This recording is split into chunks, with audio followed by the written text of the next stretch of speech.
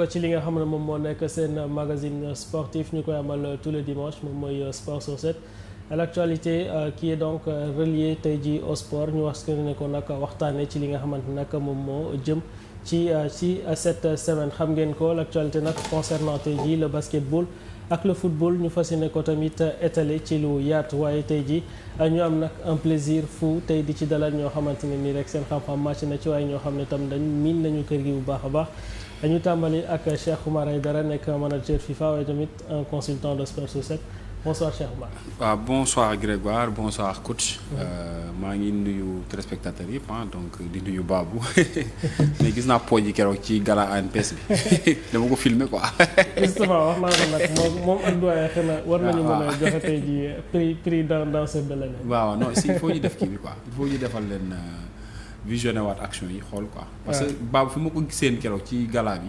seen naa ko de mais feeñu ma ko nag mais vidéo yaa ngi fi.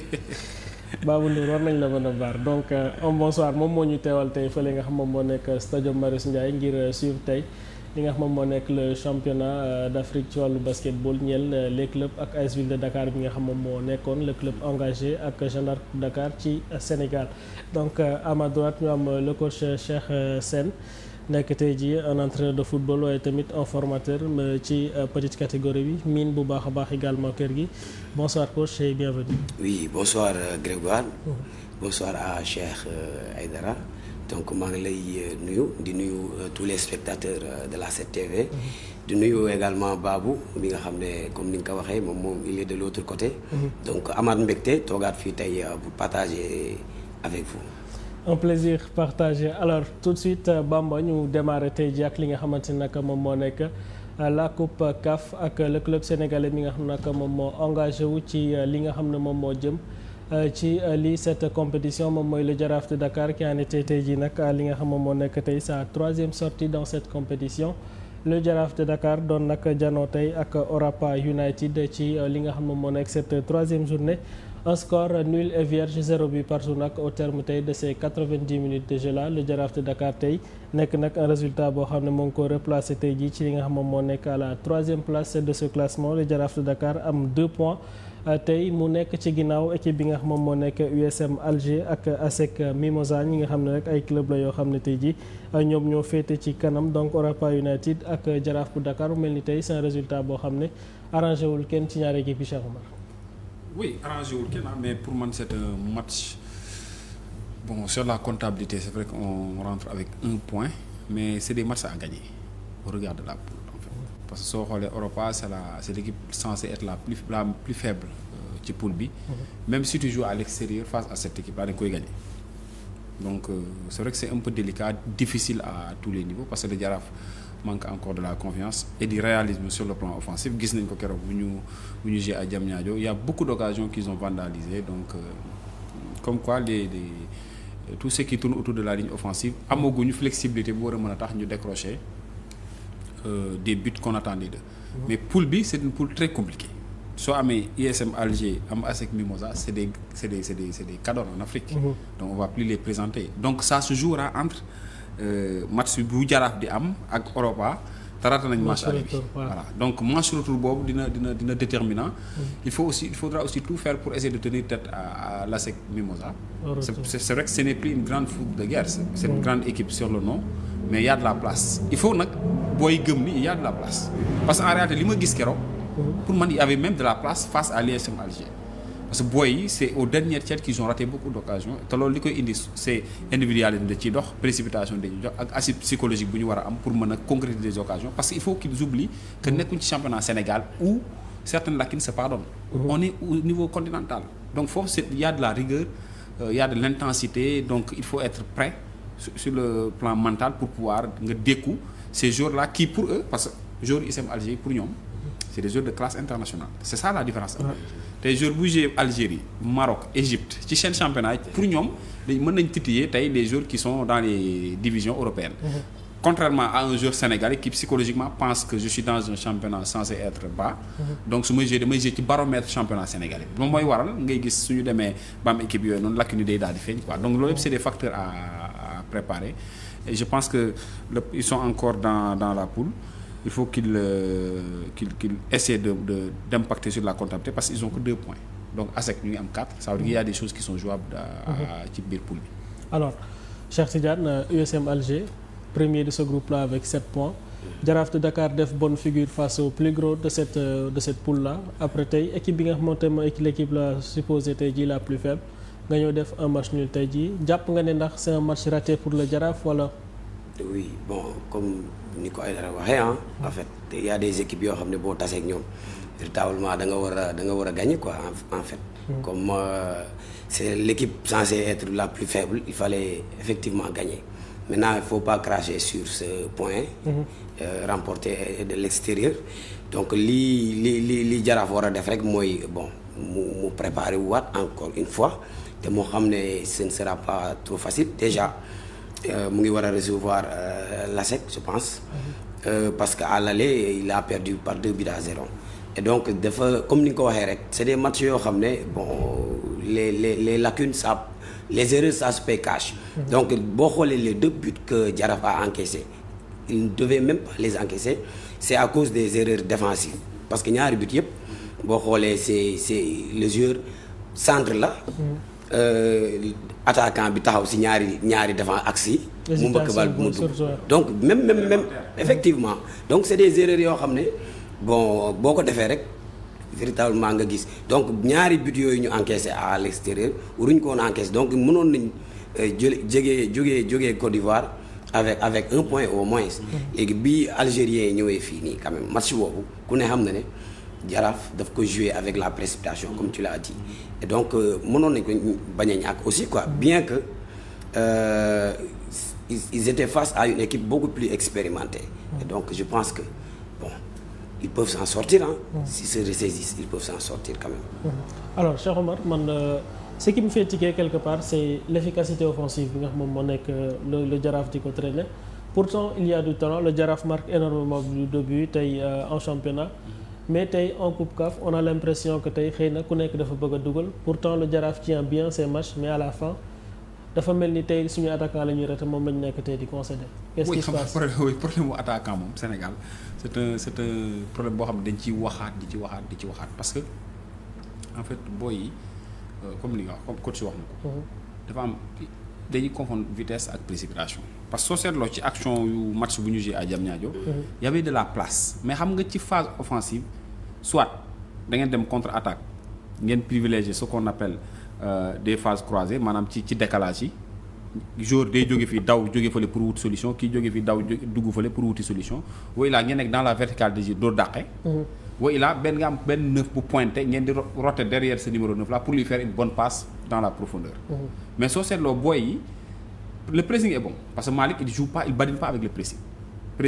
Le pressing nous permet de récupérer beaucoup de ballons mais suñu jëlee bal bi ba pare ba weesu ligne médiane bi lu foofu noonu le joueur war a am sérénité pour mën a def traduire li nga xamante ne moom la jàng à l'entraînement parce que Malick je sais qu'il les prépare à l'entraînement. Mais est-ce que newul tam pressing boobu noonu quelque part handicap la physiquement. Oui c'est bon pour man peut-être le championnat vient de démarrer mais Malick comme joueur bu mën a recruter naa la xam lan ngay war a fanaanoo. mooy il sera carrément de manière intense sur le pressing Malick gis naa ay match yoo xam ne pressing haut lay jouer loo booy maanaam da ngay daw. remonter sa bloc ba ci ligne médiane bi booy génn même flèche excentré dañuy génn dem def pressing ci arrière latéraux pour ñu bañ a génn. ñu récupérer en haut pour suñu ñëwaat ñu bañ a sonn mais match bi ma gis keroog amul woon sax loolu c'est-à-dire amoon na benn équilibre boo xam ne waroon na permettre Jaraaf ci dernier tiers bi ñu am sérénité pour mën a dugal. mais xam nga booy suñu fa accès foofu la ñuy patiner donc je pense que à l'entraînement c'est des choses qu'il faut davantage travailler. parce que on a des profils de joueurs qui peuvent marquer des buts mais xam football moo toll foo xamante ni il faut booy capter ce qu'on appelle les analyses vidéo. Voir le défenseur adverse lan mooy déplacement am ci phase ci bari centram parce que en fait pour marquer un but il faut tromper le défenseur mais booy du ñuy li ñu ci bëri lu ñuy préparer mooy comment faire pour marquer le but mais l'analyse de ton adversaire c'est important parce que am na y a des défenses qui sont zonales soit dañ lay mbaal nga génn hors-jeu wala laa ci marquage bi le porteur du ballon kii def dernière passe bi duñ la may nga passe parce que sooy seetlu maghrébin noonu la ñuy footballé ils sont très mobiles ci terrain bi donc loolu aussi mën na nekk un gêne par rapport à nos attaquants ba nga xam ne pour ñu dugal ay but day daal di jafe mais pour gagner il faut marquer des buts donc les joueurs le coach le staff technique en général ils peuvent trouver une solution boo xamante ni ci match yi di ñëw ñu impacter sur la comptabilité parce que le tableau n'est pas favorable pour le Jaraaf. 7 points USM Alger, 3 pour la SEC, 2 pour le Jaraaf. Donc ça veut dire qu'il faut qu'on marque des buts. Donc vite fait, il faut qu'on trouve maintenant cette manœuvre-là qui va leur permettre effectivement d'aller chercher des buts et de ne pas en encaisser parce que tu wax na ko sànq il y a des buts banals qu'on encaisse. Mais loolu lu koy indi mooy joueur il faut ñu xam ni soo génnee dem coupe CAF nekkatoo ci baromètre championnat Sénégal. joueur bi nag coach bi lu mu la mën di wax te jëloo sa volonté personnelle pour élever le niveau du jóg c'est ça en fait du jóg certes on peut dire ñu ngi doog a commencer championnat mais c'est pas des excuses, c'est des joueurs qui sont semi-professionnels.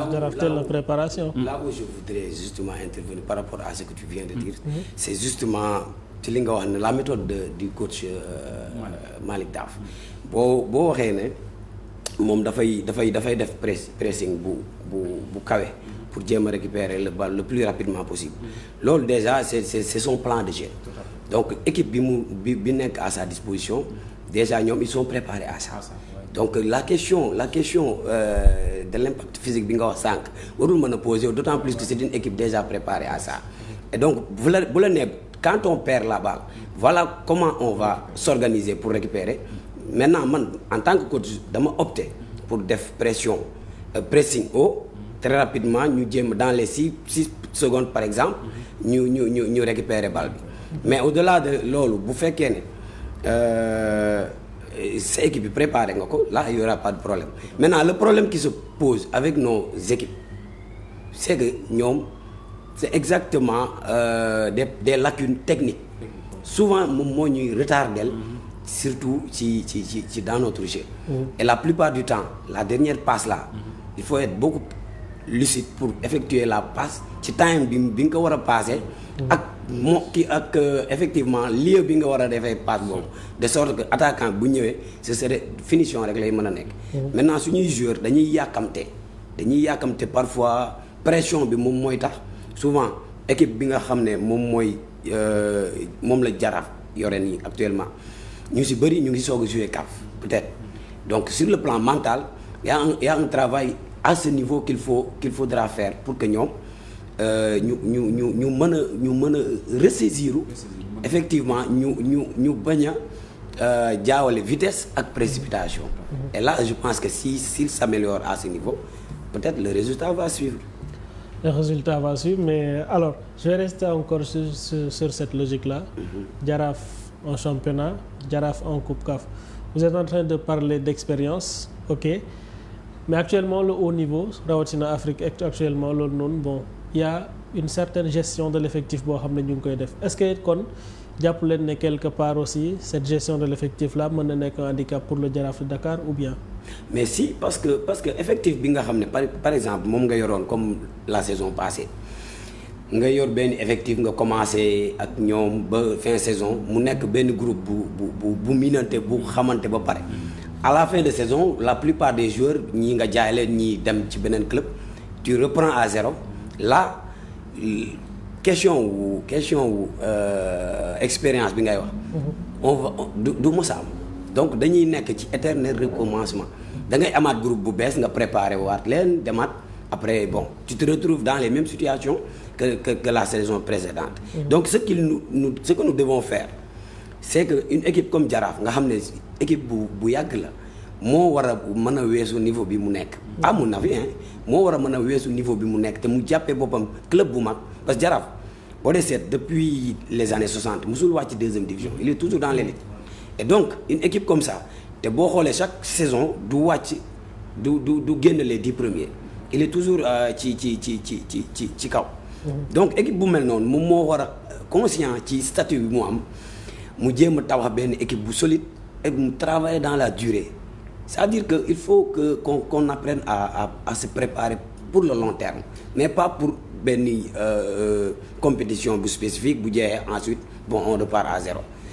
Loolu le plus souvent moom mooy problème bu sax Sénégal que ce soit le football ak yeneen on se prépare toujours ci benn compétition bu jeexee jeex na ce qu'il faut mooy daaf nañ ko bàyyi le temps qu'il faut mu préparer une équipe une bonne équipe ren sax peut-être mën na bañ a nekk mën nañ bañ a élever seen objectif ils se préparent pour 2-3 années ñu teg comme objectif la Coupe CAF ou bien la Ligue des champions africaine.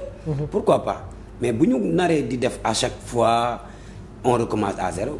On sera toujours comme ça dañuy dem heureusement que sax ren dépassé nañu les phases de qualification préliminaire ba ñu dugg ci phase de poule. Ça fait des années que Sénégal amul boobu niveau, mais bon petit à petit quand même je pense que daal ci dynamique boobu la ñu war a mën a travailler. Alors très rapidement Cheikh Omar pour terminer ak Jaraaf de Dakar donc actuellement pour éviter tey le fait de sortir la calculette il faudra obligatoirement gagner et puis ce sera 6 points minimum donc tey Jaraaf de Dakar tey pour moom nan la war a mën a songe tey cette dernière partie là. waaw mooy partie match yooyu moom c'est des matchs tambour battant quoi, il y a plus de calcul en fait. C'est des matchs qu'il faut impérativement gagner. Match pour nga gagner il faut mettre de l'intensité. Xam nga la différence c'est que le niveau des joueurs que nous avons ak le niveau des joueurs dans les autres clubs du benn. Ça c'est une réalité, c'est-à-dire ñun on va pas se tromper. Tey tu prends le cas de l'ISM Alger ASEC Mimosas ku nekk dégg nga ko. Ils ont formé énormément de joueurs. Donc tey soo jëlee ci modèle économique club yële ak suñu modèle économique club dafa am différence. Parce qu'en fait le Jaraaf à la place de vendre un joueur pour remplir peut-être ses caisses ak garder le joueur pour aller jouer la Coupe CAF lan moo ko gënal. Mais forcément dafay jaay parce que day am problème financier. Tout à fait. Alors que ISM Alger mën na bañ a nekk ci dynamique boobu ISM Alger au contraire day génn wuti. Exact. Mais Sénégal soo seetloo ci championnat bi. C'est l'inverse. Notre grenier c'est la Gambie. Su ñu jëlee ba jëli c'est la Gambie. Les joueurs qui ont joué le CHAN par exemple je te donne l'exemple d'Ousmane Diouf, l'exemple de plein de joueurs yoo xamante ne bu ñu jógee ils sont dans le continent en train de jouer dans d'autres clubs. te pourtant mënoon nañ des mais tant que le modèle économique n'est pas revu, tant que par exemple les primes soo gagné compétition jógul, tant que les équipes n'ont pas une subsistance financière bul sonn.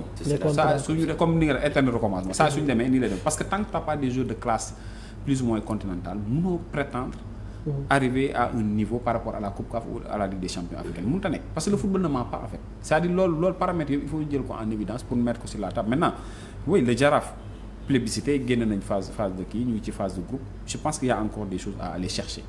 La qualification elle est encore possible parce qu'il faut bousculer l'ASEC Mimosas, il faut le faire impérativement à domicile, mais pour le faire il faut ngeen marquer ay buts. Donc tey dynamique d'équipe bi mooy il faut qu'il soit conscient que c'est des matchs à gagner, soo ko gagner maintenant ça va ouvrir des brèches, soo ko perdre da ngay toog. Donc loolu soo ci nekkee nag yaa jël sa responsabilité parce que booy tamit comme li nga wax booy souvent li leen di topp mooy lacune technique yi nga yooyu nga wax booy techniquement ils sont parce que technicité mooy nga xam passe bi ci passe bi lay njëkkee kii passe ci ginnaaw yow mi war a recevoir passe tu prends l'information avant que waaj di contrôle parce que loolu mooy tax nga dugal but c'est dans la précipitation. But c'est dans la précipitation. Donc Newcastle je l'ai suivi avec un jeune joueur Alexandre Isaac. L'anglais ci dama leen ne ces genres d'attaquant dafa rare léegi. waaw oui. Très bon dans le déplacement, il capte le message du joueur porteur du ballon. Bon dans le déplacement di bàyyi xel aussi ki nga xamante day daw ci trajectoire bal bi pour mën a décaler laaj. parce qu'on dit souvent c'est l'appel qui déclenche la passe. Oui, c'est ça l'intelligence tactique. Ouais. L'intelligence tactique mooy déjà à quel moment tu dois partir. Tu dois faire ton appel. C'est important. À quel moment tu dois faire la passe. Exactement. Donc la coordination de ces mouvements là. C'est ça qui fait l'équipe. Effectivement. C'est ça qui fait l'équipe. Maintenant ñun suñu ay joueurs perception wu passe bi. Analyse bi avant que la balle n'arrive sur toi. ak prise de décision bi. ak le fait de prise de décision. ak exécution geste technique bi nga choisir. et ça doit aller très vite. suñuy joueurs foofu la ñuy pexe. donc là il y a beaucoup de choses à améliorer à ce niveau. man je suis formateur. Nous on insiste beaucoup sur les prises de balle. Gis nga la première touche là. dafay déterminer lu bari ci joueur. donc foofu ngay gaawee ci say gestes. foofu nga yéexee. tu n'as pas le droit de perdre de temps parce que en football actuellement il faut aller très vite. Pour aller très vite il faut être efficace. Être efficace mooy yow bu ñu la joxee bal bi ci ban temps bi nga war a jëlee bal bi yaa xam ndax une touche wala deux touches nga war a def. maintenant boo fa nekkee di contrôler sa contrôle bi baaxul avec quelle surface de contact ngay jëlee bal bi boo ko jëlee ni nga ko warul jëlee. mais le gars il est sur toi parce que duñu la xaar tamit il faut aller très vite donc surface de contact yi da cee am solo. ban tànk ngay jëlee bal bi selon la direction de fan la bal bi jógee ak fan nga jëm donc yooyu yëpp c'est le mental te actuellement football talent bi am na solo trop. mais ki la ci gën a muus moom moo la ci gën a efficace. Justement. C'est ça. Alors donc c'est une qualification, c'est tout le mal bi nga xam moom la ñuy souhaiter le Jaraaf de Dakar. Il y a pas encore le feu, il y a pas encore demeure, il y a pas encore péril à la demeure. Malick Daaf mën na lijjanti yëf yi avec ses garçons bien évidemment, mais il faudra donc tey sortir le grand jeu face aux grandes écuries nga xam ne ñoom ñoo nekk dans ce groupe-là pour aller faire la différence. Donc le Jaraaf de Dakar qui a bien sûr l'occasion de se ressaisir. Alors autre tey la coupe CAF la Ligue 1 sénégalaise tam ñu ngi nekkoon di jouer li nga xam moom moo nekk tam la 8e journée. Alors le tableau de résultats te de noonu HLM dem nag daan ñi nga xam ne ñoom ñooy Dakar Sacré-Cœur benn bal ci dara. Match nul entre Oslo FA ak Guédiawaye FC. Le Casa Sport qui a été battu tey par Walidane 0-1. Linguère de Saint-Louis naka noonu tam devant la Sonacos de Diourbel, AG Rufisque ak Union Sportive bu Ouakam ñoom tam dañu tembo kenn mujjewut dugal sa morom. Match nul également entre Génération Foot ak Union Sportive bu Gorée.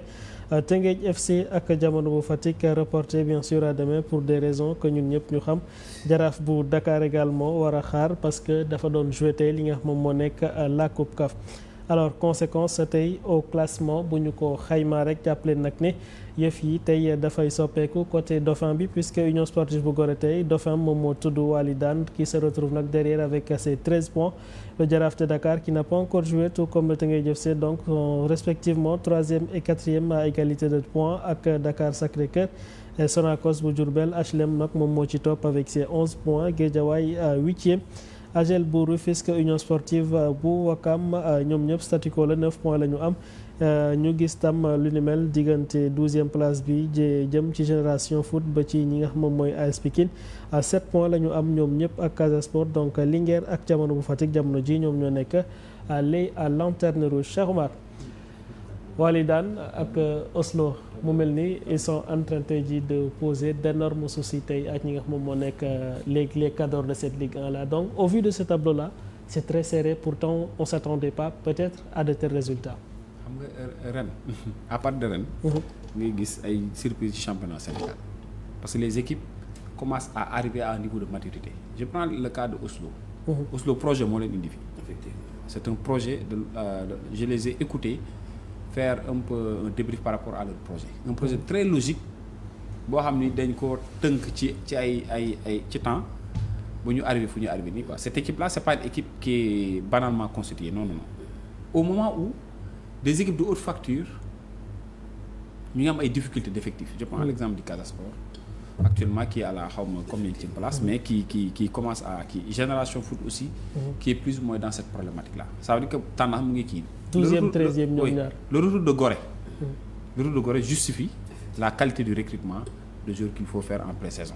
Parce que booy Gorée suñuy jouer da ngay xam ni le recrutement est très bien fait en fait. C'est-à-dire il y a de la qualité par rapport au recrutement. Donc pour dire tout simplement que tableau bi dina jaxasoo. C'est qu'on est en début de championnat nag. Am na ñoo xam ne dañu ko mën quoi mais xam naa ne dana jaxasoo. Ça m'a beaucoup fait plaisir de revoir Gorée ci position bu ñu nekk nii.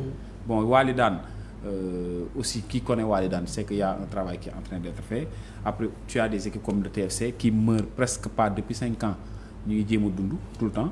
Donc Sonacos aussi je l'ai vu donc en haut du tableau plus ou moins. C'est des équipes qui essaient de se ressaisir mais li may wax daal mooy football bi léegi ci recrutement la. Il faut faire un très bon recrutement, avoir un très bon entraîneur pour mën a prétendre gagner quelque chose et avoir aussi une logique et une coordination dans le travail. Parce que coordination mooy se préparer sur la base de la formation. Soit parce qu'il y a deux choses, soit da ngay am xaalis di jëndi ou il a ngay former ci sa biir sax di yéegal.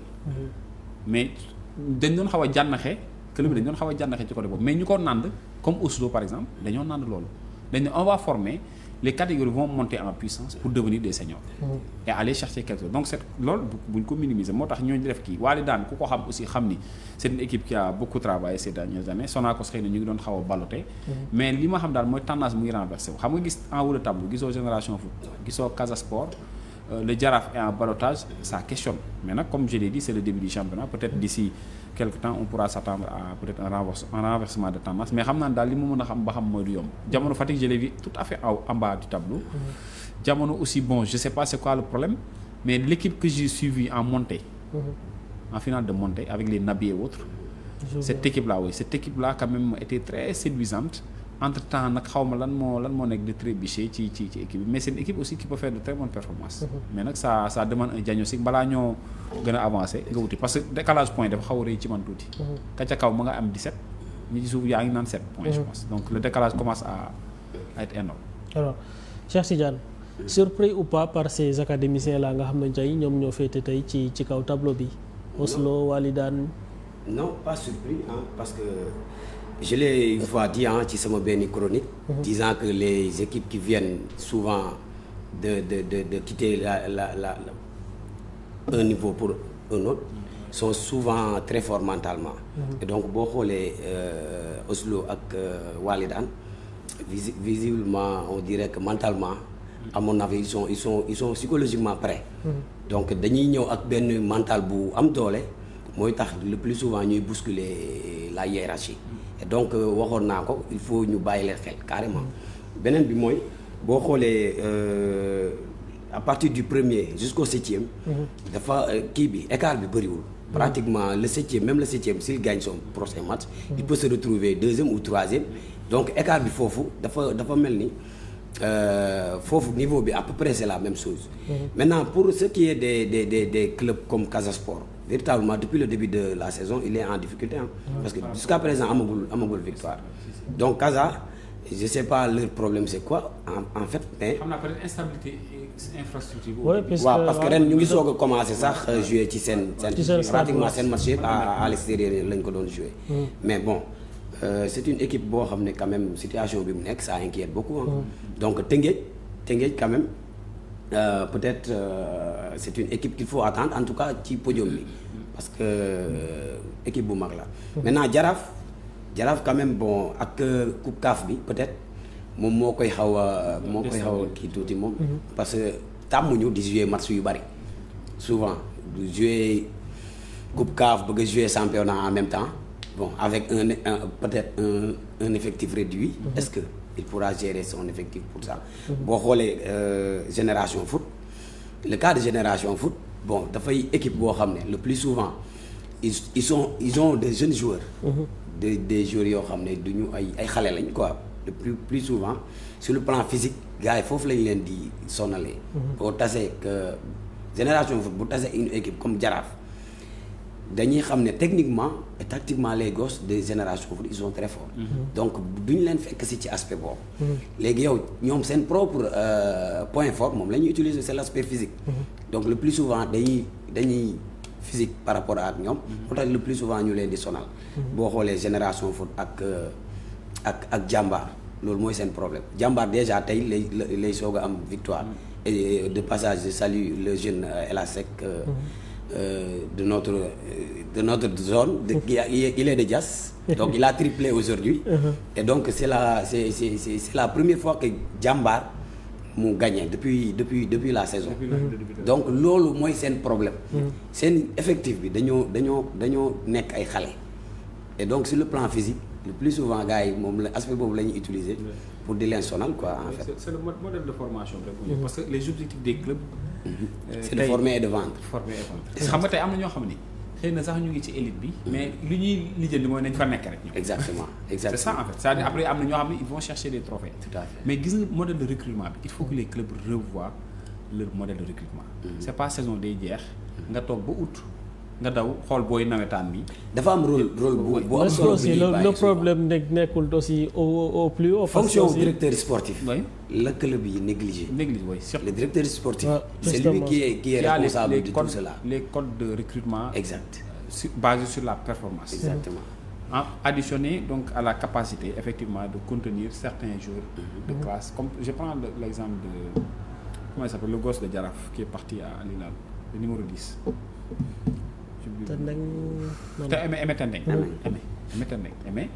Mais tey xam nga soo demee ba dem ci ay perspectives compétition internationale. soo ko amoon peut-être waaw soo ko amoon peut-être mën na la aider mais day am ballottage quoi. Tout à fait. entre ce que le club veut réellement.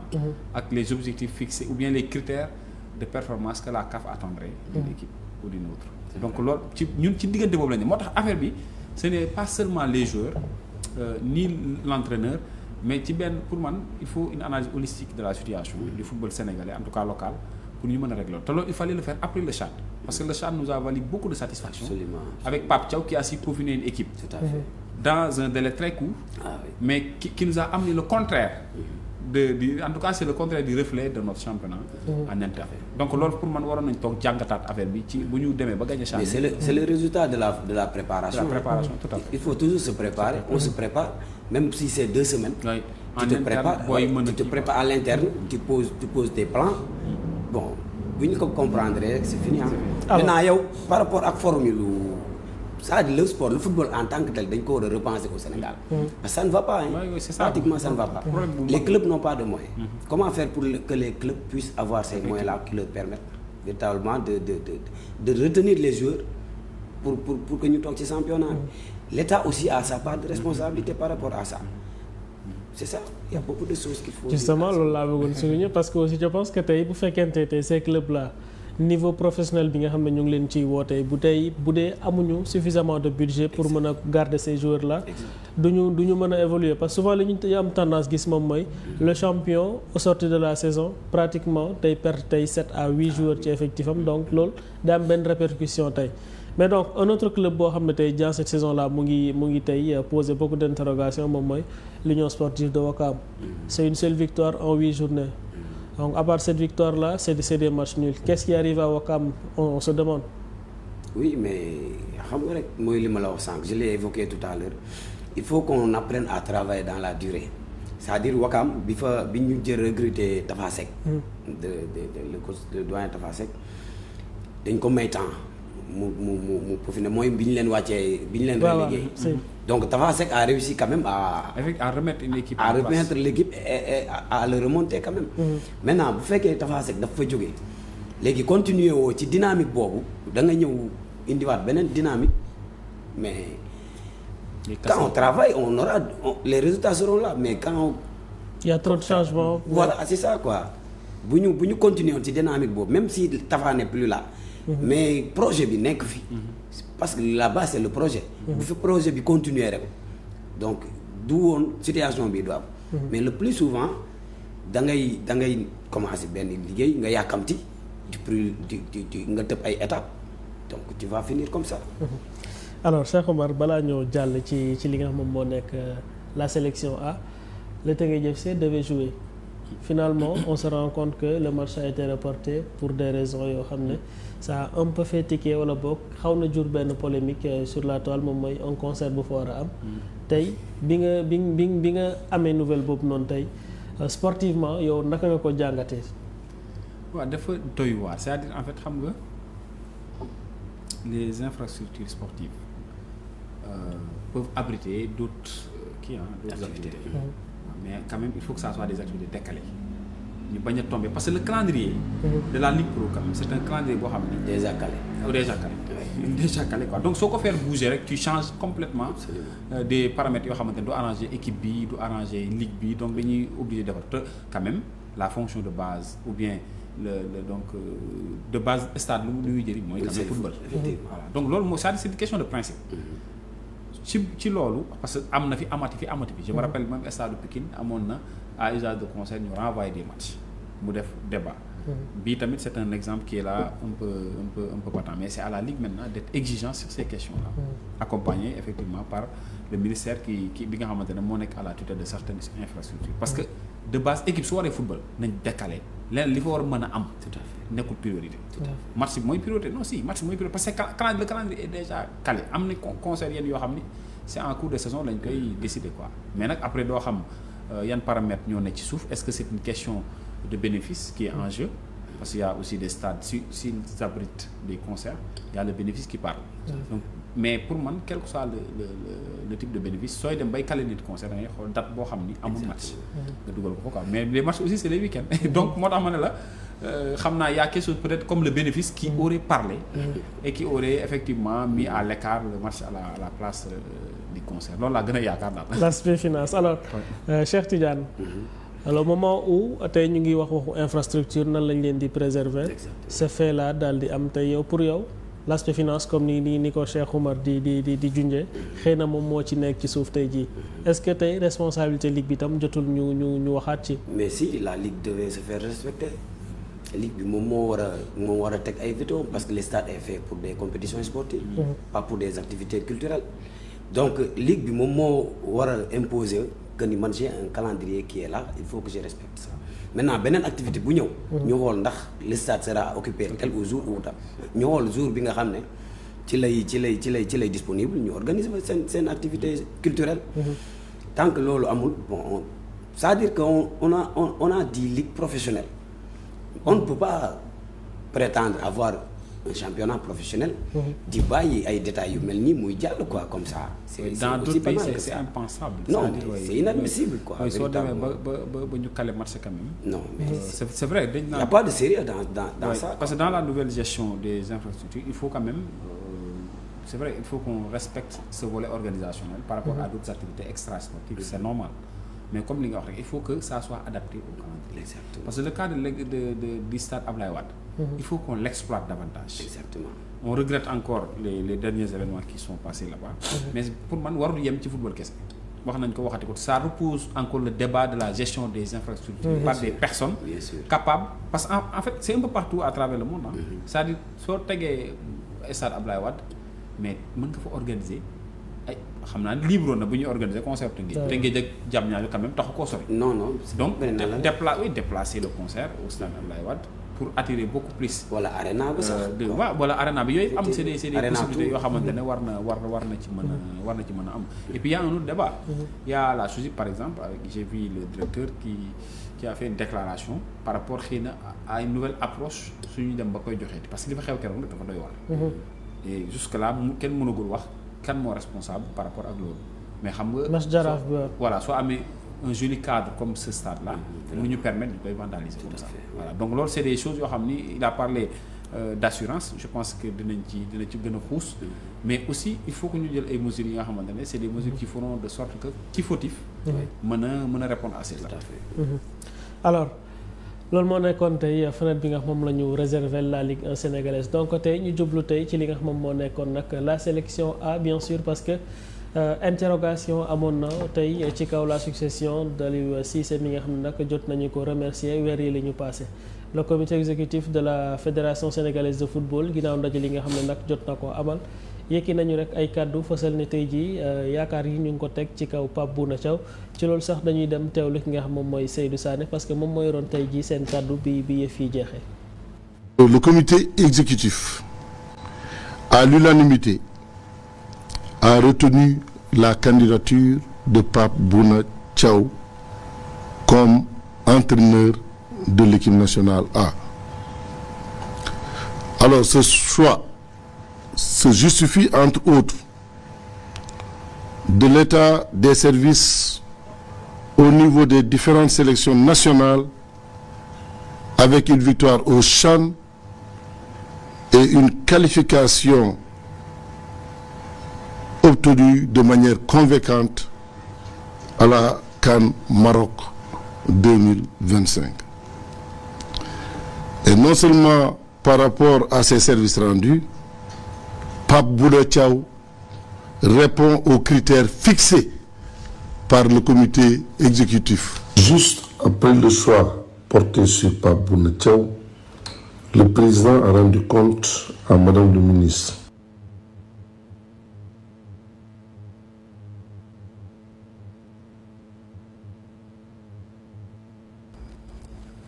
mi ngoog mu nekkoon Seydou Sané bokk tey jii ci moom moo nekk tey comité exécutif bu fédération sénégalaise bu football alors Bamba on enchaîne bien sûr parce que Pape Bouna Thiaw maintenu donc tey am na jàngat boo xam ne tey Momar Cissé defal nañu ko tey sur l'homme mais aussi tey ci li nga xam moom moo nekk tey la koy xaar ginnaaw tey mission bi nga xam ne jot nañu ko sas ñu teewlu jàngat bi te ñëw. ki nga xam nag moo fi wutum ndëgëndiku Aliou Cissé di Pape Thiaw moom nag jot nañ koo dëggal ci àjjuma ji comité exécutif bu fédération sénégalaise de football moom moo daal di tànn ki nga xam ne mooy Pape Thiaw am ñeent fukki at ak ñett ci ñoom ñëpp daal ne moo war a wuutu Aliou Cissé depuis atum 2015 boobu ba léegi moom mi nekkoon ci bopp gaynde yi ba tax na daal ci ñeenti match yi mujj yi nag moom gis nañ ne bilan bu baax la ndax loolee daal moo tax rek mu convaincre fédération bi ñeenti victoire ci juróom-ñetti but yoo xam dañ ko dugal amul benn but bu mu encaissé ba tax na Sénégal daal di jël pay ci groupe bi nga xam ne moo ñeel wàllum qualification ci Coupe d'Afrique des Nations bu fekkee ne sax résultat bee boo baax na tax na itam ki nga xam ne mooy ancien médecin bi daal di nekk rek sélectionneur bu Sénégal ñu bëri gis ne la koy xaar yaatu na waaye tamit ci contrat bi nga xam ne war na durer benn at ak genn wàll li nga xam ne tamit mooy mbëbëtam loolee daal ñaar la fexe ba daal di daj final bu CAN 2025 ginnaaw bi mu qualifié Sénégal ci Coupe du Monde 2026 naam la koy xaar tar na lool waaye gis nañ ne ki nga xam moo fi nekkoon ancien coach bu ñaari tali yëg na ni daal loolee kat war na mën a nekk. waaye tam ci confirmation poste sélectionneur bi spécialiste yi ñoom am na ñoo xam ne kat dañ ci am jiixi jaaxa ci tànneef lii bu fekkee ne ñenn jàpp nañ ne Pape Thiaw moom am na profil bi nga xam ne ak la nga xam ne moom moo daal di tege ci ay waggam ñu bëri yaakaar ne amul niveau bi ndax it kawewul lool Pape Thiaw mu baax wala mu bon yenn ca spécialiste yi ñor seen cëgalaguy. mi ngoog Pape Bouna Thiaw donc tey maintenu au poste de sélectionneur national moom il remplace jamono ji Aliou Cissé alors Cheikh Oumar c'est un choix qui vous surprend wala boog au vu des performances yi nga xam ne def na ko ak la déclaration de Maître Augustin Senghor bi doon wax ne tey on va privilégier l'expertise locale Pape Thiaw en tant que sélectionneur tey jii est-ce que c'est surprenant. oui man moom Pape xam nga kañ laa ko validé. bu mu jógee si. man xaaruma sax ay parce que football mooy loo xamante ne c'est le terrain qui parle du loo xam dañ koy làmbatu wala ñu koy jeex naan nii la wala nee quoi le CHAN qu'on a gagné. Le CHAN devait faire l'objet d'une analyse beaucoup plus sérieuse quoi ci chaque compétition boobu noonu dañu waroon toogaat entraîneurs dirigeants ñu toogaat analyse parce que c'est pour man trophée boobu ñu gagné c'est le reflet du football sénégalais. Ça démontre qu'on a de la crème. Ça démontre qu'on a des entraîneurs capables de faire des équipes qui gagnent des trophées. Parce que le CHAN, c'est une compétition qui monte en puissance. Et il faut un bon plan de jeu. Il faut dans une courte durée nga am une équipe joueurs yi jógee fu nekk ci club yi war a dajaloo pour jouer à un niveau quand même qui est assez supérieur. Donc Pape a su mettre en place cette équipe-là. Il nous amène le trophée de la plus belle des manières. Donc vous validez les arguments tey nga moom la Seydou Sané. Non, je les valide. dégg nga man dama ne la sax je suis allé au-delà de Seydou. dama ne bu mu jógee CHAN ñemewoon naa ko jox équipe bu ne. te rusloo wuñu en tout cas. ñi nga xamante ne amoon nañ yaakaar ni c'est un entraîneur qui est plus ou moins capable de mener à bon train une équipe. rusloo wuñu bu mu jëlee intérim parce que les doutes ont démarré avant l'intérim. gars yi ne oui bon ok donc on va lui remettre l'équipe pour voir. Mais ci intérim bi il a réussi son intérim. Ça il faut le reconnaître. Parce que il a gagné ses matchs. Il a comptabilisé des buts. C'est ça qu'on peut attendre d'un entraîneur. Il faut pas réinventer le football à mon avis. Les gens vont te dire que c'est des équipes de petit calibre. Non. Amatul loolu amatul Afrique. Équipe de petit calibre amatul quoi. Parce que les équipes que j'ai vu jouer et il y aura plein de surprises à la CAN. Parce que tey la Côte d'Ivoire qui gagne la compétition soo seetloo. Mais c'est une équipe qui finalement venait de nulle part pour aller gagner cette compétition. Mais pour man en résumé pour yemagul foofu en attendant Pape quand même la confirmation c'est une très bonne nouvelle pour le Sénégal et je pense que su ko ñëpp jàppale il pourra faire de très belles choses parce qu'il est dans une rupture qu'on a commencé à voir au sein de la tanière xëy na suñu ko dinañ ci gën a ñëwaat.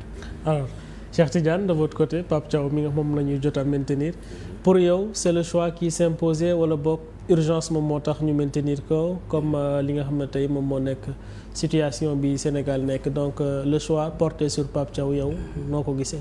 Donc pour moi c'est pas un choix qui s'impose hein, c'est un choix logique parce que ñoom déjà dañ confirmer sax li ma mës a wax ci benn plateau que ni je pense que Pape Thiaw war nañ ko mën a confirmer dans la mesure où bu ñu defee leneen indiwee keneen dañuy nekkaat ci recommencement déjà moom il a réussi son intérim avec combien de matchs, combien de buts marqués, combien d'encaissés. Et au-delà du résultat, la qualité du jeu qu'il a fourni. Ce qui a changé dans le jeu des Lions, véritablement, loolu rek waroon na mën a nekk raison pour que ñu confirmer ko. Mais est-ce que jàpp aussi au-delà de tout cela, l'aspect jeu et autres nekkul le fait que entraîneur bu bees yegsi au sein d'une sélection qui rabat aujourd'hui toutes les cartes, la concurrence et tout. Oui, ça c'est un aspect aussi de la chose parce que un nouveau discours buy ñëw arranger joueurs yi remobiliser waat leen loolu benn aspect la mais n'importe qui ne peut pas faire ça aussi. Pape Thiaw je pense que déjà son premier match par rapport ak Lions yi lañ daan jouer ak li ñuy jouer avec son premier match da ngay gis nettement que ni là il y a beaucoup de choses qui s'est améliorées et donc je pense que au-delà des résultats ne serait-ce que ñu continuer ci dynamique ñu nekkaat ci dynamique continuité boobu rek doyoon na comme motif pour ñu tegaat ko fi. Et au-delà de ça il a réussi à satisfaire de par ses résultats. Et de par la manière de notre jeu je crois que c'est un choix logique quoi. Alors on parle d'expérience Cheikh Oumar mais il était l'adjoint de Cissé donc est-ce que tey nekkuñ dans un éternel recommencement Sénégal am na standing boo xam ne moom la jot a toll jamono ji en termes de résultats surtout tey tamit en termes d'attente est-ce que jàppoon na tey il fallait aller chercher tey beaucoup plus expérimenté que Pape Bouna Thiaw par exemple mais aussi bu ñu fàtte ni moment bi ñuy jël Aliou Cissé moom si moom boobu amagul woon tey expérience bi nga xam moom moo waroon donc tey ji reprendre Pape Thiaw est-ce que nekkul tey repartir ci li nga xam moom moo nekkoon moom la ñuy démarrer ak Aliou Cissé. non Pape bu dee ci démarrage Pape est beaucoup plus crédible que Aliou Pape il a amené un trophée xam nga malheureusement CHAN bi nit dañ ko xam naa ni ñu ci bari dañ koy fàtte. wala joxuñ ko dañ ko ñàkkal ful mais CHAN bi ñëpp seetaan nañ ko. ñëpp seetaan nañ ko donc c'est une compétition de haute facture. Entraîneur bu ndaw du ko gagner il faut que ça soit clair. Aliou c'était l'adjoint de Karim Seiga on lui a fait confiance il a monté en puissance pour gagner des trophées il faut ñu may Pape du ma ne sax xam nga soo ne maye temps sax dañ naan amuñu temps bu ñuy maye mais il vient d'arriver il faut que les gens puissent converger autour de lui parce que je donne l'exemple de Emerse Faé qui a pris l'équipe de la Côte d'Ivoire en pleine crise. Exactement. Moi j'étais en Côte d'Ivoire mais le peuple ivoirien a aidé.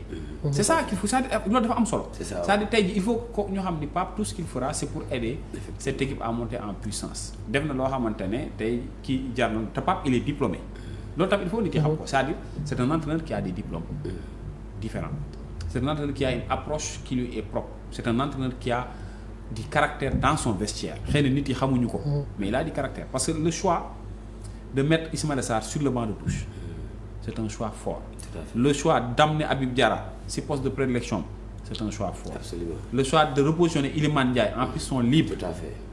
C'est un choix fort. te les résultats ont suivi. Et de reprendre la défense à 4. La défense à 4 voilà surtout de reprendre la défense à 4 donc Grégoire loolu. pour man loolu ku ragal wala cuune. du def loolu non il a pris ses responsabilités il a compris là où le bas blessé mu ñëw il a essayé de rectifier bu mu rectifier soo seetloo ñëpp a collaborer autour de cette rectification là. mais li ma ciy bëgg a wax rek mooy qu'on lui fasse confiance que le ministère qui doit valider le dossier. le valide le peuple sénégalais valide aussi donc le choix parce que COMEX aussi du ñu ay cuune ay magum jëm lañ xam nañ critères yi ñuy fixé pour un entraîneur suñ ko validé c'est parce que am na fu ñu ko wékk les observateurs pareil pratiquement à 90% il est validé donc le peuple va suivre on va l'accompagner vers des objectifs qui sont assez chauds pour moi parce que ñaar yi ñu ko tënkal c'est la qualification au mondial et d'aller peut-être essayer de toucher le Graal au Maroc je sais que c'est possible avec Pape parce qu'il a démontré que c'était possible. C'est un entraîneur convaincu que s'il joue c'est pour gagner.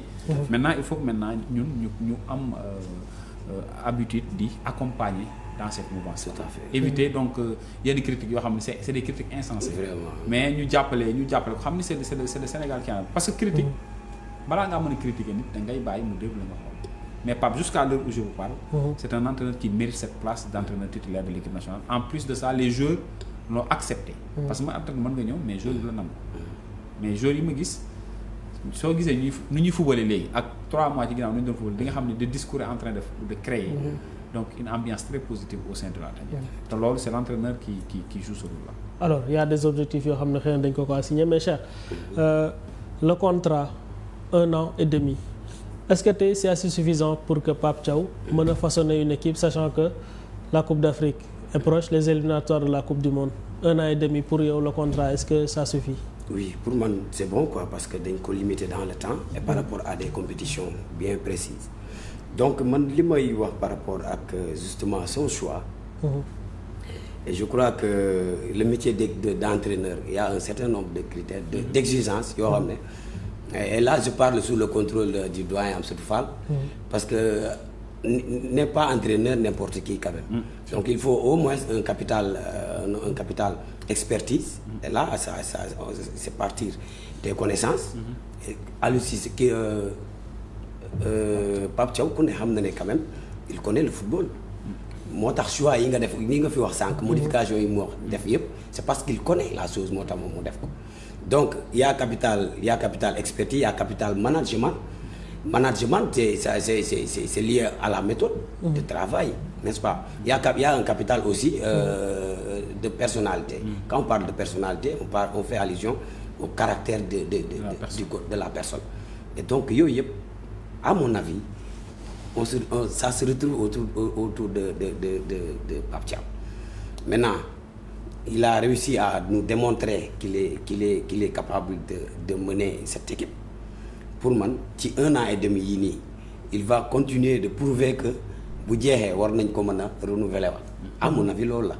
Donc c'est une manière aussi pour les autorités comme la fédération de lui dire que si tu réussis pas, et d'ailleurs ils l'ont assigné des objectifs très précis, faire qualifier l'équipe, ensuite remporter la CAN.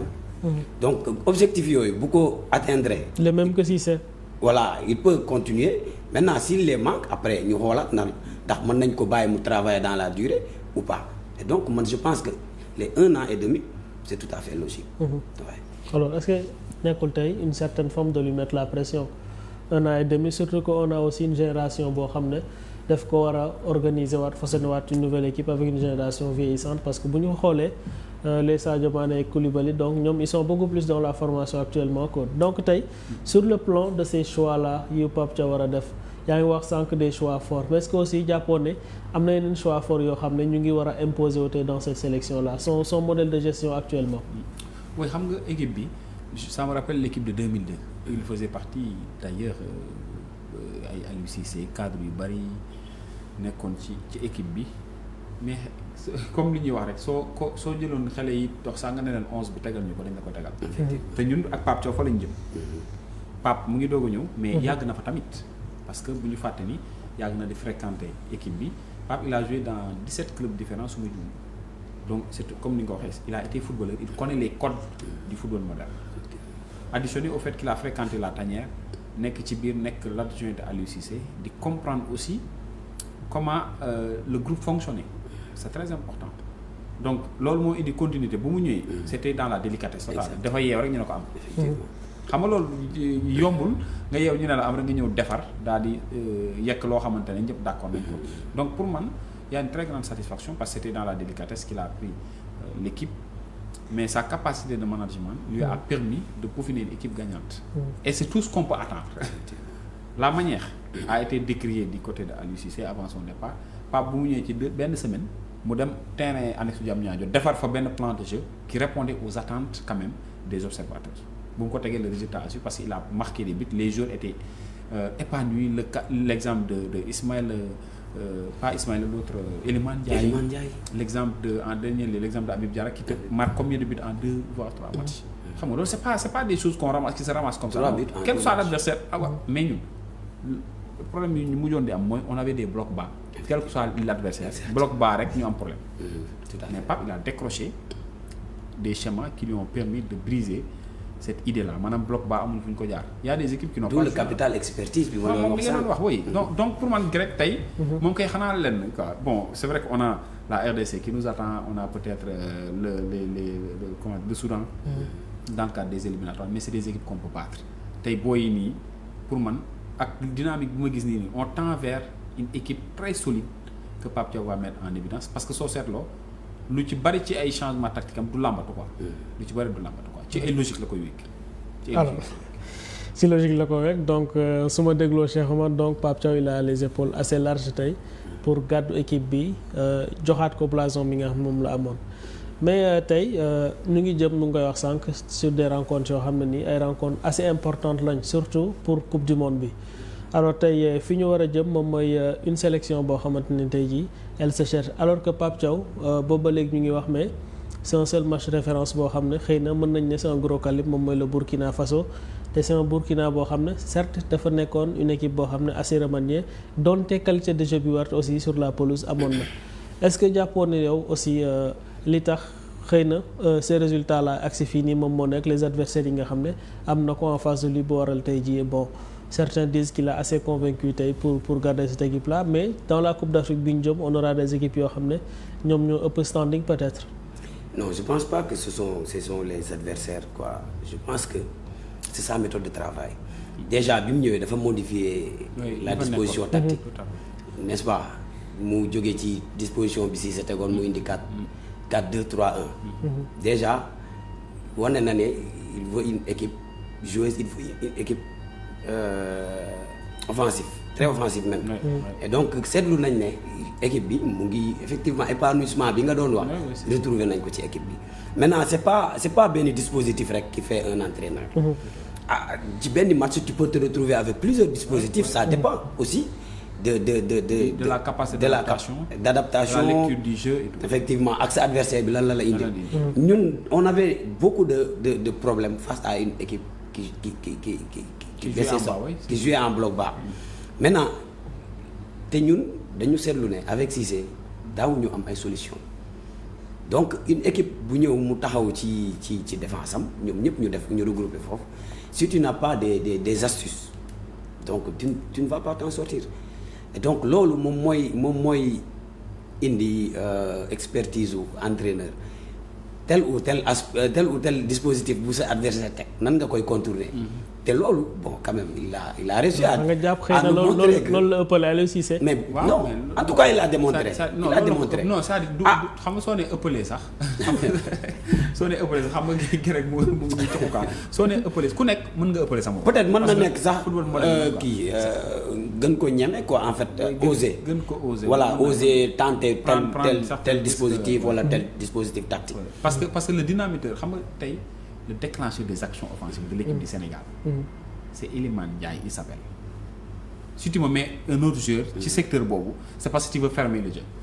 À moins que tu veux un jeu latéral ouvert sur les côtés quoi. Mais un jeu vertical, intérieur, vertical, boo xamante dañuy def tampon, une deux Iliman raxas ñaar ñett génne ci côté yi, loolu Iliman moo ko mën.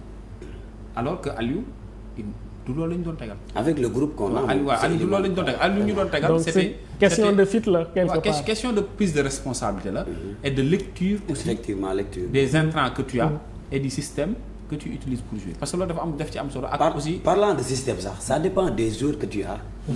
Système bi nga bëgg a jouer war a jouer. dafa dépendre ci qualité wu joueurs yi nga am. On ne peut pas avoir un joueur comme Iliman Ndiaye. nga koy jouer leneen lu dul. mais bi ko Aliou Cissé replacé bi ko Pape Thiaw replacé. oui il a été. ci la gën a efficace. Habib Diarra bi mu ko replacé. ci la gën a efficace mu dugal 3 buts en 2 matchs. et donc loolu il faut que nga am lecture bi nga mën ko gis. parce que xam nga c'est ça quoi. xam nga li am solo mooy y a des joueurs yoo xam ne c'est vrai qu'on dit que tous les joueurs doivent s'adapter au poste mais il y a des postes qui font souffrir. joueur bi il sera jamais performant. mën nga ko fa teg dina góorgóorlu parce que c'est pour jouer mais. il est day rester dans une certaine souffrance te équipe bi je sais que li gën a métti ci intérim mooy que les joueurs n'acceptent pas l'entraîneur intérimaire quoi mais d'après ce que nous constatons d'après Khalil Koulibaly qu'on a écouté en jeune mix, bien sûr, Pape Gueye qui a fait une sortie, eux ils ont même banalisé le mot intérim quoi. Ils ont dit que c'est le coach. Donc ça veut dire que Pape am na loo xam ne gagné capital confiance bu mu gagné auprès de ces jeunes joueurs là qui lui ont fait confiance, qui lui ont dit Pape viens on va travailler ensemble pour le bénéfice du peuple sénégalais. Donc pour man tey il y a pas lieu de douter li am daal mooy une collaboration autour de l'entraîneur.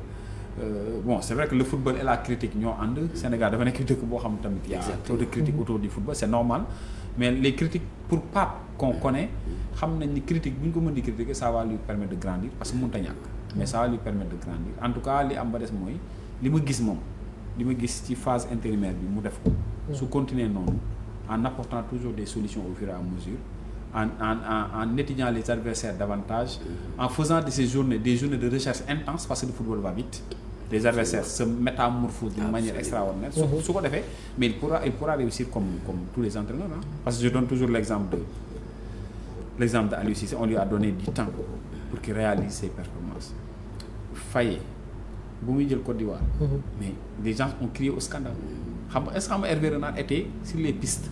Tout à fait. Il a pris un avion pour venir à Côte d'Ivoire pour prétendre peut-être se dépêcher pour il était sur place voilà mais les gens ont crié à Emerse Faye les Ivoiriens ont crié en lui ñu jox ko moo indi résultat boobu mais kenn yaakaaru ko woon quoi comme quoi l'expertise locale quand même peut apporter des satisfactions. Parce que les entraîneurs que tu vois tey. suñu satisfaction yëpp c'est l'expertise locale. mais bien sûr résultats yi ñu am ci football yëpp c'est l'expertise locale. et puis yéen tamit am nañ ci les U17 les U20. mais ñoom grec ñoom tam am nañ ci wàll ñoom les entraîneurs. je pense que il faut aussi vous savez Pape il est flexible très très à l'écoute. parce que c'est quelqu'un qui est dans le monde du football qui s'implique dedans qui s'intègre qui est en tout cas en bon terme avec les acteurs du football. Donc yéen aussi vous avez cette possibilité de réfléchir avec nous sur qu'est-ce qu'on peut faire pour que aujourd'hui en tant qu'entraîneur que vous êtes. Mais il y a une instance qui est là pour ça. La direction technique nationale est là pour ça. Effectivement. En fait direction man dama yàgg di décrier loolu quand même que ni direction technique nationale dafa am benn rôle boo xam ne pour man dafa des.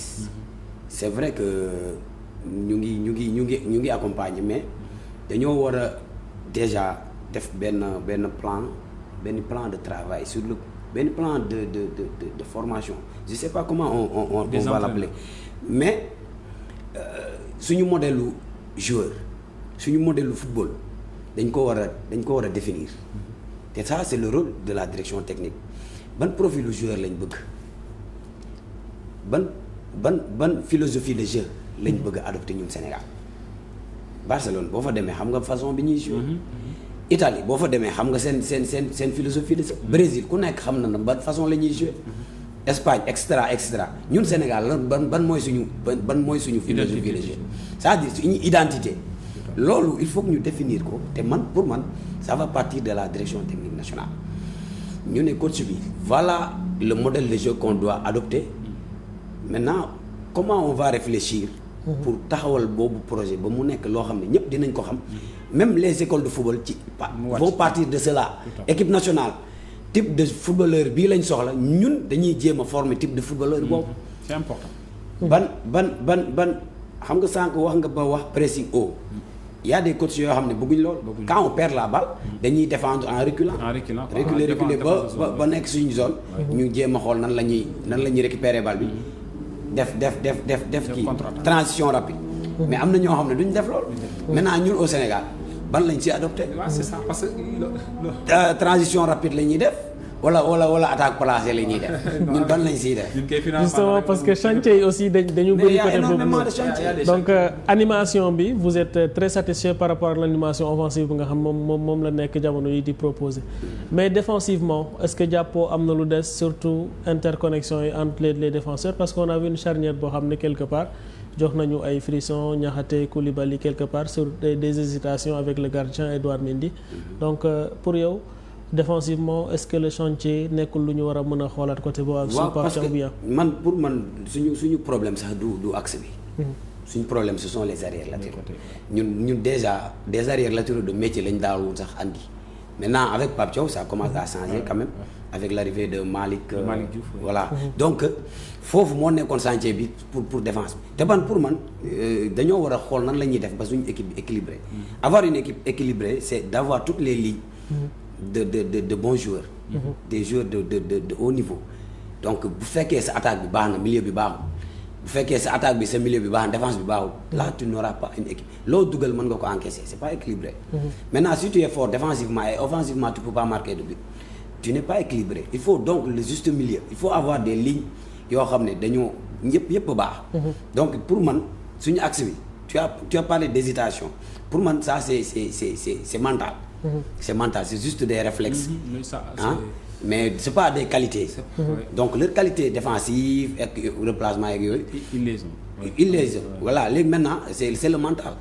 Concentration maximum. Ak fait de jeu. Voilà exactement. Qui arrive quoi. Sauf que bu mu flagrant comme Aliou en conférence de presse j'entendais ñu koy laaj pourquoi l'équipe encaisse en fin de match. Foofu am na une explication beaucoup plus consistante nga xam ni si ça se répète ça peut être flagrant. Exact. C'est arrivé avec Ali mais pour le cas de figure de Pape qui vient d'arriver d'ailleurs ñu ngi dégg un joueur excellent Malick Thiaw. Qui est dans le viseur de l'entraîneur. Oui. Ce gosse-là si on l'a pour man moom xam naa ni au niveau défensif on va régler beaucoup de problèmes parce que c'est un défenseur très complet qui a failli être décroché par l'Allemagne qui a donné avis favorable pour venir en sélection. Okay. Donc kooku c'est des joueurs que mais Pape il va naturellement à sa place je saute sur l'occasion. Parce que c'est des joueurs de classe international yoo xam ne il a joué en espoir avec l'Allemagne suñu yoxalee tuuti rek mën nañ xëy na ñàkk te comme il a manifesté la volonté c'est à la fédération d'aller vite vers ces genres de jeux là pour les coopter, d'autant plus que on a une charnière centrale qui questionne avec Kalidou Koulibaly peut-être qui monte en supériorité en termes d'âge et tout, donc yooyu c'est des choses yoo xam dañ ciy gaaw a dem pour jëli ko mais en tout état de cause pour man on a de l'équilibre sur nos lignes tey tous les postes sont doublés voire triplés, oui tous les postes parce que El Hadji Malick Diouf il perturbe le côté gauche alors qu'il y a Jacobs qui attend, donc nga ñëw en charnière centrale il y a une panoplie de joueurs qui peuvent jouer en défense centrale ñoom Michael ñoom Habib Diallo xam il y a plein de joueurs qui peuvent dépanner là-bas. Crépin il confirme sur le flanc droit moom fa la taxaw bañ faa jóge, c'est vrai que les gens vont dire c'est qui Formose Mendy, est-ce qu'il peut faire l'objet d'une doublure, ça c'est une question encore qui se pose. Nga ñëw au milieu de terrain moom avec Pape Gueye, Gana Gueye qui fait d'excellents matchs en club et qui c'est sa dernière sortie parce que Gana encore su ngeen seetloo Pape da ko teg banc ci avant dernier match bi je pense ci dernier bi mu dugal ko mais bu mu ko dugalee il a repris sa responsabilité loolu quoi, ça il faut une concurrence saine au sein de l'équipe qui va permettre aux joueurs de comprendre que fii les places coûtent cher. Gana nag c'est un grand joueur. mais même Chérif Ndiaye, Nicolas Jackson aussi. oui Jackson waaw xam nga Jackson surtout foofu moo gën a doy waar ci kaw gi waaw parce que ci kaw gi je te dis je sais que bon Aliou il commençait à avoir des certitudes par rapport à Nicolas mais c'est pas valable pour Pape Thiaw. Pape il vient d'arriver, il va partir avec des convictions, des joueurs capables de marquer des buts. Jackson il a peut-être marqué son premier but en sélection, il marque en club mais il faut qu'il soit beaucoup plus tranchant en sélection pour prétendre être le titulaire parce que ba tey ci secteur boobu rek la ñu am problème mu c'est qui le titulaire parce que y a Boulaye qui est à côté, il y a Habib Diallo, il y a le nouveau là Chérif Ndiaye donc foofu moom vraiment on a plein de joueurs mais je pense que perspective yi di ñëw dina définir carrément balaa ñuy dem kan dinañ xaw a am benn 8 wala 9 joueurs yu leer ni ce sera une ossature parce que loolu il faut ñu am ko tamit xam nga li ñu doon gis tout le temps mooy avant le match ngay laajte ñan ak ñan mais équipe day am ossature d'abord ak ñenn ñuy varier ak des variables tey soo demee Pep Guardiola quoi qu'on dise dafa am ossature avec des joueurs interchangeables en fonction de l'évolution du match mais am na base donc am na maanaam lu ñu naan une base donc boo xam ne équipe ci lay tëddee njaaxanaay d'abord après yeneen nag mën na am ay variables te loolu Pape je sais que ni ma ko gisee ni il tend vers ça parce que bu dee joueur bu ne da koy jël teg ko ci postam rek il tend vers l'identification des postes et des profils clés qui vont jouer comme titulaire ak lii alors le choix des joueurs mais aussi surtout tey moo li nga xam moom moo nekk la symbiose dans ce groupe là. On va bien sûr vers une Coupe d'Afrique des Nations tey boo xoolee les autres sélections africaines jamono yu ñu toll nga natt Sénégal ak tolluwaay bi nga xam ne tey jii moom la ñu nekk est-ce que en interne coow yi nga xam ne tey ñoom ñoo nekk di secouer nekkul tey quelque part loo xam ne nii war na mën a tey am lu muy gàkkal dans sa gestion du groupe mais aussi par rapport à li koy xaar parce que aussi tey Pape Thiaw quelque part bon nombre d'observateurs ñu ngi ciy wax mais dafa mel ni il ne fait pas l'unanimité par rapport ak tey ce choix là nga xam ne porte nañu ko ci kawam donc tey en tant qu'entraîneur moom toogaay bi nga xam ne war na ko am mais aussi taxawaay bi surtout par rapport tey avec ses joueurs waaye tamit li nga xam moom moo nekk tey ñu féete ci côté fédération bi. bon je pense que unanimité Aliou bu kii Pape Thiaw bu ko amoon. ce serait pas bon pour lui et donc pour man. le fait que mu am une partie des techniciens ou bien des observateurs yu yaakaar ne moom il n'est pas à la hauteur de l'équipe. donc loolu rek war na mën a nekk un atout pour lui donc ça c'est une très bonne chose maintenant je pense que li nga xam ne mu ngi am autour de la fédération avec le commerce ak yooyu. loolu je pense que warul mën a impacter wu ci équipe bi bu xamee moom son rôle ak ses prérogatives il n'a pas même à se soucier de ce qui se passe au niveau de la fédération. maintenant jox nañ ko benn ligne directrice jox nañ ko ay objectifs il n'a qu'à chercher les voies et moyens yi koy permettre objectifs yooyu mu atteindre et les objectifs sont très clairs et bien définis remporter la Coupe d'Afrique et qualifier l'équipe à la Coupe du Monde et je pense que bu fekkee ne moom il travaille objectivement avec les meilleurs du moment à chaque fois mu bañ a déglu yeneen influence yi mu bañ a faible aussi am courage ñu bañ koo imposer non là s'il fait ça il va réussir. Quelle que soit la situation. il a utilisé un mot imposé bon mbir la yoo xam ne dégg nañ ko quelque part dans cette sélection là même bu dee du jóg am na ñoo xam ne xëy na dañ lay bëgg a imposer des joueurs imposer aussi certains choix par rapport à certains postes aussi dans cette sélection là donc ce qui a quelque part dérangé su Aliou Cissé. oui xam nga imposer moom Pape gëm naa ni kenn du ko def quoi parce que je prends toujours je fais toujours allusion au CHAN. CHAN su ngeen fàttalikoo au départ qui était gardien c'est Pape Mamadou Sy. de génération bokkul woon sax ci liste yi. Exactement. y avait Fati qui venait d'une CAN de Casa Sport. oui qui venait d'une CAN oui effectivement. qui venait d'une CAN qui était titulaire mu dindi ko teg Pape Mamadou Sy. En charnière centrale on avait Melo Ndiaye on avait Ousmane Diouf on avait Cheikh Oumar Ndiaye qui était en ballottage. Il sort Melo Ndiaye il met en charnière Ousmane ak kii Ousmane Marouf Kane bokkul woon sax ci waxtaanu liste yi Papa Diallo booy génération yu bari. C'est au dernier moment qu'ils sont arrivés parce que Pape s'est déplacé aller au stade pour les voir donc ça veut dire que son curseur de sélection c'est la réalité du terrain. Effectivement.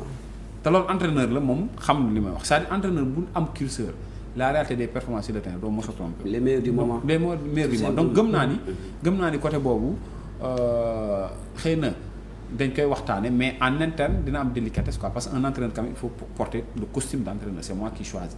li ko waral mooy ok on peut dire oui Aliou est-ce que waxuñu ko jël kii wala jël kële mais qui a payé des pots cassés. su demee ba problème am dañ naan la sawaay ok tout ça c'est bien beau mais c'est toi le responsable. Bien sûr. donc Pape je pense qu'il sera conscient de ça. Tu es responsable. su def des choix mu def des choix assez responsables.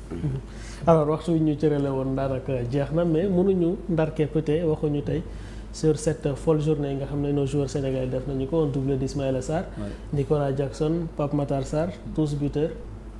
Pape Matar gis nga Pape Matar à Tottenham il doit s'imposer davantage parce que le milieu de terrain de Tottenham que je vois chaque week-end su imposer wu davantage parce qu'il joue trop derrière man en fait c'est ça que je comprends pas Pape Matar soo seetloo léegi. il perd du terrain il perd du terrain c'est-à-dire en fait il perd des ballons banalement souvent il y a un jeu décalé vers l'arrière alors que tu as ay joueurs comme Kulusevski nga xamante ne ay l'autre là Bissouma bi mu doon defal kii c'est des joueurs qui sont intelligents dans l'aspect offensif. Donc en Angleterre il faut tout faire pour remonter pour dépasser la ligne médiane mais mënoo ne ci ligne médiane ñu passe nga génnaat ligne médiane bi ñëw en arrière il le fait très souvent. est-ce que du consigne tamit. waaw non man je pense pas que consigne la xam nga lu tax parce que j'ai vu l'évolution de l'équipe comment l'équipe joue. Et moom su accès comment il joue c'est une petite remarque que j'ai fait. Ça n'enlève en rien les grandes performances qu'il a chacun aussi peut voir d'une autre manière quoi mais je pense que il faut qu'il soit beaucoup plus audacieux parce qu'il peut le faire pour casser des lignes et faire face au jeu loolu Pape Matar mën na ko parce que soo seetloo les techniciens ne se trompent pas li ñuy def mooy seetaan les performances comme ni nga wax du moment pour traduire ko ci équipe nationale bi équipe nationale Pape Matar am nu mu doon mel tey c'est lui qui sera le patron du milieu de terrain mais ba tey il n'est pas titulaire indiscutable ça veut dire qu'il y a des choses qu'il doit renforcer davantage dafa mel ni sax ku nekk baisse de régime actuellement oui non souvent dama koy gis mu xaw a traîner tout quoi pour revenir sur Jackson il faut qu'on le soutienne davantage il est très performant en club il a besoin xëy na du temps d'adaptation mais xam naa su commencé gisaat normalement dina nekk un joueur de calibre international qui pourra apporter plein de satisfaction parmi tant d'autres Ismaïla Sarr il est sur la menace parce que comme ñoo waxee fii moom waaw xam nga soo amee Habib Diarra comme concurrent plus oui mais Ismaïla xam nga Ismaïla li may wax rek Ismaïla daf doon bañ a xalaat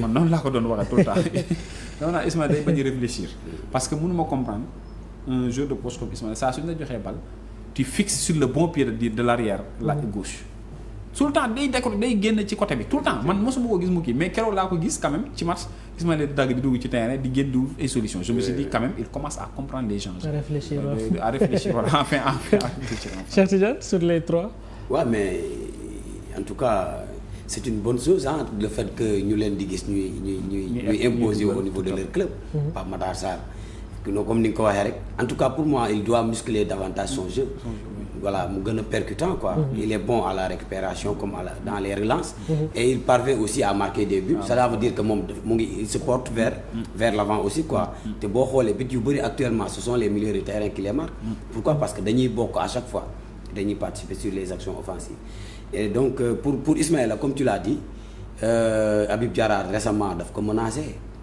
xamal ko ne si tu t'imposes pas là tu vas perdre ta place donc il est obligé voilà donc pour ce qui est de Jackson vraiment on est très très très satisfait de lui parce que ces derniers temps mu ngi wane ne c'est un grand attaquant. Donc attaquant da ngay mel ni Alan da ngay xam fan nga war a taxaw à quel moment. donc ngay am position bu baax. da ngay opportuniste. da ngay kii comment nan la ko olof ci tuddee sax. da ngay siis gis nga Salah dañ ko doon fustiger sénégalais dañ ko doon fustiger que ne du pas Sadio Mané. loolu pourtant qualité la c'est une qualité wu attaquant la attaquant noonu lay égoïsme un attaquant doit être égoïste da nga war di dugal et donc Jackson commence à retrouver véritablement les filets donc c'est de bonnes. dafa am benn affaire bu am solo bu mu la ci bëgg a yokkal. gis nga Ismaïla Sarr sur le schéma de jeu de Aliou Cissé il sera tout le temps titulaire tout le temps. parce que on cherche la verticalité waaw foofu on cherche la verticalité c'est un jeu de course à part de la récupération du ballon ñu sànni pour mu daw créer le danger à travers benn passe en retrait wala mu dugg ci surface bi mais par contre Pape lu mu ñuy indil mooy ñun on remonte le bloc ba mu nekk un bloc plus ou moins médian après le jeu se passe ci camp adverse bi soo seetloo am na variété ci dernier tiers bi quoi donc foofu Ismaïla il soit day yokk cran technique bi pour mën a bokk wa il sera sur le banc parce que foofu Habib Diallo Habib gis nga les touchés de balle qu'il effectue les ballons qu'il gratte à l'intérieur de cette surface mobilité bi sax mobilité il faut être mobile ak lecture de jeu bi Ismaïla loolu la indi donc foofu man moo wax la ko tey s'il ne fait pas attention par rapport à ces aspects-là il risque de perdre sa place parce que je sais que c'est des choix forts qui se feront en fonction aussi de ce que l'entraîneur va mettre comme animation. Donc loolu dama ko seetlu moo tax man leen il faut qu'il essaie de changer un peu son baromètre de jeu parce que tout le temps il cherchait la course. Mais fi mu nekk nii équipe bi ma gis nii ñu ngi xëy na ils vont s'économiser physiquement. non xam nga Ismaïla mooy li ma wax sànq. équipe bu nekk ak match bu nekk. ni nga koy aborder. ak plan de jeu bi ngay teg si par exemple on a une équipe bu xaw a am doole boo xam ne du wàcc. on est en face d'une équipe qui joue avec un bloc haut ou bien médian. Là tu peux utiliser un Ismaïla Sarr. Et quand tu récupères la balle. wala booy dans tes sorties de balle. effectivement mën nga jéem a aspirer équipe bi. ensuite tu déclenches l'attaque rapide. joueurs yu mel ni Ismaïla Sarr ils peuvent s'épanouir ci système boobu. Maintenant si tu es en face d'une équipe qui joue en bloc bas mais il y a des joueurs beaucoup plus adaptés. Donc là voilà c'est ça quoi loolu moom mooy football quoi en fait. Mais bon nga ne 11 bi à tout moment 11 bi laay teg n'importe quelle équipe bu ma am en face je vais mettre ces joueurs. C'est ça ça pose problème. Je me dis que c'est de bonne guerre toute cette concurrence. C'est une concurrence saine quand même. Alors voilà donc nos spécialistes donc qui sont partagés sur ces questions de la sélection bien sûr waroon nañ également mbokk yi waxtaanee li nga xam moom moo jëmoon ci basketball on rappelle tout justement que Abou Seye nekk nag administrateur site bi di Basket Sénégal moo fi waroon teew ngir waxtaan lu mel donc mais yëf yi dafa mujjee guddee ñu jàpp rek ne ndar képp nañ ko puisque Ferroviaro bu Maputo moom moo mujjee gagné tey li nga xam moom moo nekk ce tournoi là daan Al Ahly 81-72 moo ci loolu nag la score bi jeexee ñu jàpp ne Ndioma Kane moom moo mujjee nekk tey li nga xam moom moo nekk MVP de ce tournoi là donc AS Ville de Dakar malheureusement moom mu ngi mujjee ci 4e place bi puisque moom tamit dafa ñàkk tey li nga xam ne moom moo nekk jonganteem donc loolee di firnde rek nit nag ce tournoi là ci anam yooyu noonu la jeexee pour ñi nga xamante ni rek ñoom ñooy waa ASC Ville de Dakar content nag bien sûr ci li nga xam moom moo nekk l'organisation mais aussi la participation parce que il s'en est fallu de peu ngir ñu dem tey ci li nga xam moom moo nekk cette finale là di wax ne rek fii léegi dibéer bi ñu jëm daañu ko gën a yaatal fii exposé ko waaye Cheikh Oumar le dernier mot. waaw moo di la jaajëfal di jaajëfal coach aussi di wax ni qu'on se concentre autour de l'essentiel. maanaam accompagner li xam ne y a des fenêtres très importantes surtout la qualif à la Coupe du Monde. On a eu chaud face à l'Égypte donc je pense que Pape fera de sorte que balaa ñu accès foofu ñu éviter loolu et puis la CAN qu'on la prépare sereinement xam ni du yomb aussi quoi parce que toutes les équipes travaillent. Toutes les équipes moo tax man notion de petite équipe sax bëggatuma ko. Parce que les équipes travaillent notre match face au Togo. Oui. On a été en grande difficulté. Mais ñun même sur la base d'une équipe locale. Oui. Et qu'on se prépare. On peut avoir une équipe A. Mais bien sûr. Constituée d'équipes locales. Locaux. De joueurs locaux. Nga am équipe bu dynamique. L'essentiel c'est de se préparer. Tout simplement ça. merci bien Cheikh. waaw xanaa di kontaan encore une fois ci invitation bi. di nuyu di jërëjëfal Cheikh Omar. donc di la jërëjëfal j'aimerais quand même terminer par rendre un hommage à un doyen. suñu benn précurseur du sport au niveau de Kirène. suñu papa Assane Sène un ancien professeur d'éducation physique et sportive. qui est actuellement alité donc ma koy ñaanal. yàlla fëgg boppam mu delloo ko ci sax parce que ñun ñii ñëpp bu ñu demee ba am goût sport véritablement moom moo ñu teg ci grâce à ses orientations moom moo ñu teg ci axe jusqu'à présent ba tey jii ñu mën a toog ci plateau di wax sport di mën a nekk ci terrain et tout di mën a enseigner ce qu'on appelle le sport et donc ñu ngi koy ñaanal yàlla defal ko jàmm mu yàlla fëgg boppam retrouver la santé. amiin yal na yàlla fëgg boppam. di nuyu tous les spectateurs ñi nga xam ne ñu ngi ñuy suivre. waa Kirène ak waa Diassy ak tout ce qui ak suñu mbokk téléspectateurs yëpp. bonsoir à ñoom ñëpp Cheikh Omar am nga bonsoir au Jean Noël sa. voilà ça c'est moi kooku il faut Pape Thiaw jëlal ma ko. en tout cas on l'attend en sélection mais également tam di jaale ñëpp ñi nga xam moom moo nekk la famille du sport puisque. voilà mënuñu tëj jotaay bi tam te waxtaanewuñ tey la perte de Adi Diouf nekk tey le papa Amara Diouf mi nga xam ne il nous a quitté tey ci semaine bi ñu génn donc tey muy un entraîneur boo xam ne il a beaucoup participé tey ci carrière u xale bi ñuy ñaan rek tey ñi nga xam ne nag ñoom ñoo fiy des ñu mën a jël le relais accompagner également le jeune parce que aussi c'est un espoir ci football Sénégal espoir la tam ci ñi nga xamante ne tey moom mooy la petite catégorie en tant que tel di ñaan rek yàlla tey suuf daal di oyof ci kawam donc merci donc à toutes et à tous de nous avoir suivis rek ñu joxe rendez-vous donc très prochainement avec le même plaisir donc jërë ngeen jëf